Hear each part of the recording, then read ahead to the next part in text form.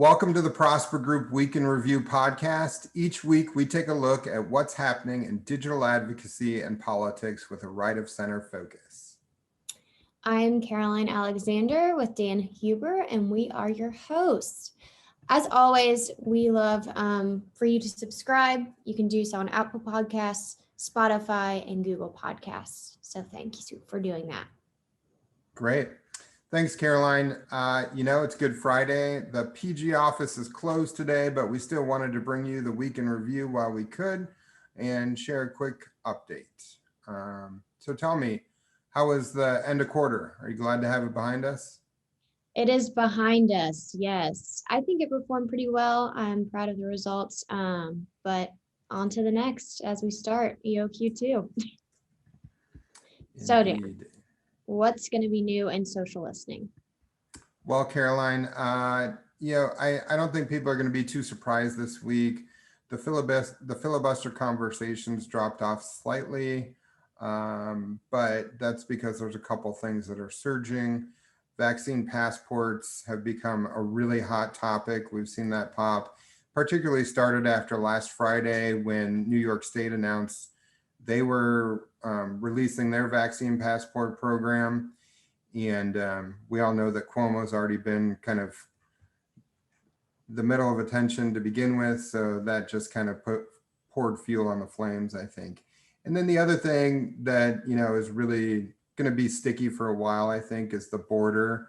That's going to be a sustained conversation. The administration said that, they're anticipating that that's going to be a prolonged thing. Yes, definitely ongoing as I see it. So I saw we got a new blog up this week. Tell us about it. Yeah, real quick. We put up a blog for elected officials who are thinking about running for higher office. There's a few things to keep in mind. Really, we wanted to give them a digital guide, kind of a reference point to start from. Start by adapting and thinking about your brand. What do I need to do to kind of have a broader view? Think about where I want to be. They talk about dressing for the job you want, kind of, running for the job you want, even when you're not running, and preparing to be there. So taking digital steps, focusing on how to grow for the future, whether that's, one bite at a time or kind of putting your foot to the gas. I think there's a lot of opportunities, especially things that we can be helping out with in the digital realm. So I would encourage people to check that out if they or someone they know is thinking about running for higher office.